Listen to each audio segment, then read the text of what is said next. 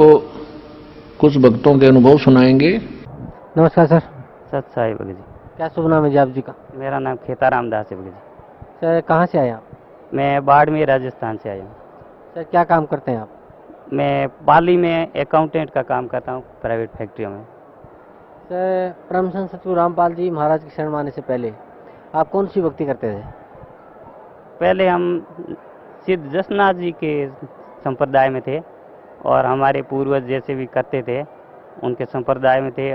और मैं जैसे भी 6 साल से समझने लगा तो एक खेत बाड़ को हम मानते थे, तो उनके भी वो जैसे जर्दा है, बीड़ी है और उनके नारियल चढ़ाने जाते थे। और जैसे विवाह हुआ तो एक माजी सा करके हैं, तो उनके भी जागरण जमा देने के लिए जाते थे। तो उनके यहाँ शराब मंगवाई जाती थी, शराब पिलाई जाती थी, फिर सीटियों के बीच में पड़े रहते थे बेहोश होके। और सुबह वापस पूछते थे भोपा जी को कि जागरण और बोलो, माना नहीं है। फिर हम बहुत परेशान रहते थे भगत जी। तो सर ये जो आप भक्ति करते थे इससे आपको क्या लाभ मिलता था? इससे भगत जी हम मजबूरी में ये कर रहे थे। लाभ को तो छोड़ो, हमको बहुत घाटा ही घाटा था। हमारे घर पे मतलब रात को बच्चे चिल्लाते रहते थे जैसे इनको कोई काट रहा है, बहुत ही परेशान थे बच्चे।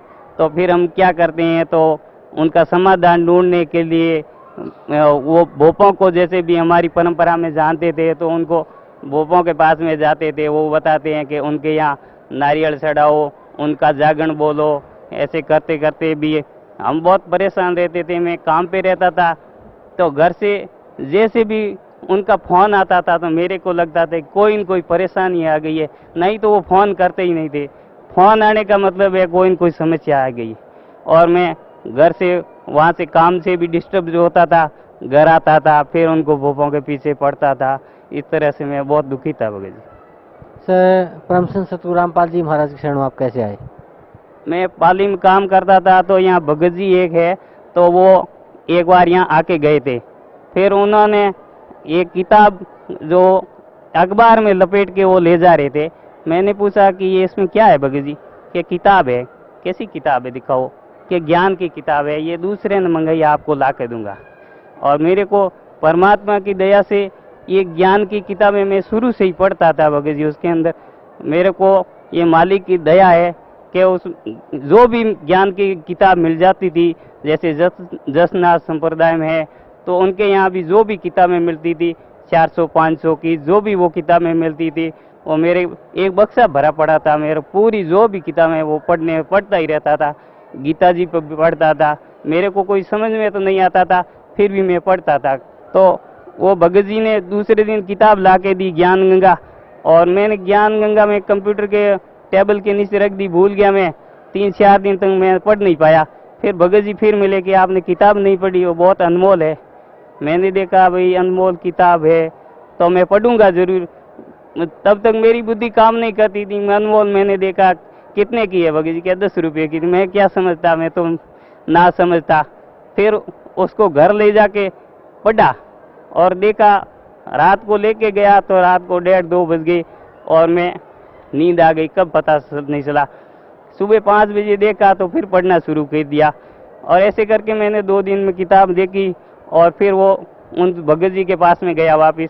उन्होंने पूछा कि भगत जी किताब पढ़ी? हाँ मैं पढ़ी है। क्या आपको कुछ विश्वास आया?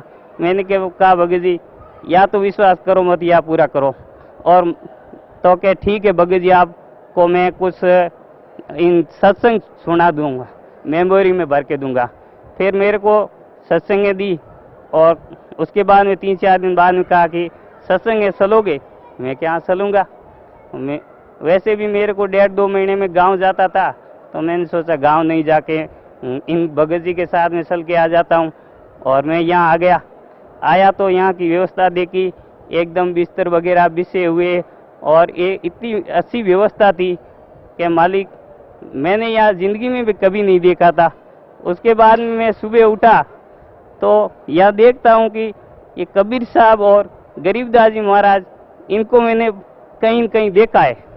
और ये मेरे को बहुत मैंने याद करने की कोशिश करी, पर मैंने कहा इस जन्म में तो मैं कभी आया ही नहीं हूँ, ये मालिक की रजा है। और उसके बाद में मैंने कहा कि मेरे को गुरुजी के दर्शन करने हैं, कि गुरुजी सुबह 10 बजे आएंगे।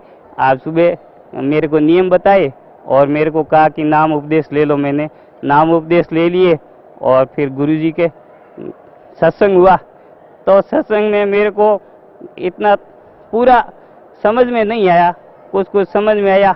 और फिर जैसे ही गुरुजी ने आशीर्वाद दिया, फिर मैंने उनको बता दिया, भगत जी के साथ में थे, कि अब ज्ञान समझ में अब आएगा। और वास्तव में मेरे को एक एक पॉइंट इतना समझ में आया और गुरुजी के शरण में हूँ आज। जैसे पहले आप जो भी भक्ति करते थे उससे आपको कोई लाभ नहीं मिला, आपके घर में वह शांति थी और आपको भी मानसिक शांति थी कि जैसे ही कोई फ़ोन बचा तो आप सोचते कोई घर से आ गया कोई और कोई बुरा समाचार होगा। फिर आप परम संत सतगुरु रामपाल जी महाराज की शरण में आए, तो जो भक्ति सतगुरु रामपाल जी महाराज ने आपको दी है, उस भक्ति से आपको क्या लाभ मिला? उस भक्ति से जैसे मैं तो अपने कल्याण के लिए नाम लेके काम पे वापस चला गया, तो वहाँ से घर से कोई फ़ोन नहीं आता था। तो मैं फ़ोन करता था कि फ़ोन नहीं आ रहा है, क्या बात है, कभी कोई तकलीफ तो ज़्यादा नहीं है। फ़ोन करता कि हमारे को कुछ भी नहीं है, सब सुख शांति है। फिर फ़ोन करता कि हमारे सब सुख शांति है। मैंने कहा ये मालिक की रजा है। और एकदम आज दिन तक उनके कोई भी माता भी नहीं दुखा, इतनी सुख शांति होगी घर में। और मालिक की दया से मैं वापस यहाँ 3 दिन सत्संग सुना और 2 दिन आने जाने में लगे और 5वें दिन वापस गया। तो वहाँ मुनीम जी है, उन्होंने कहा कि भाई आपकी तबीयत कैसी है? मैंने कहा अभी मेरी तबीयत रेडी है, कोई तकलीफ नहीं है। क्या आप परसों कह के गए थे कि मेरी तबीयत खराब है, 2 दिन बाद में आऊँगा। मैंने कहा अभी मैं तो 5 दिन से सत्संग में जाके आ रहा हूँ, 2 दिन कौन आया? क्यों? वो कहे यार क्यों मजाक करते हैं? मैंने कहा ये मजाक नहीं है, ये हकीकत है। मजाक आप याद करो। क्या मैं बिल्कुल याद कर रहा हूँ, आपको याद नहीं है? फिर मैंने भगत जी को बताया कि मालिक परमात्मा ही काल के जाल से छुट्टी दिलवाते हैं। सर, भक्त समाज को क्या संदेश देना चाहते हैं आप?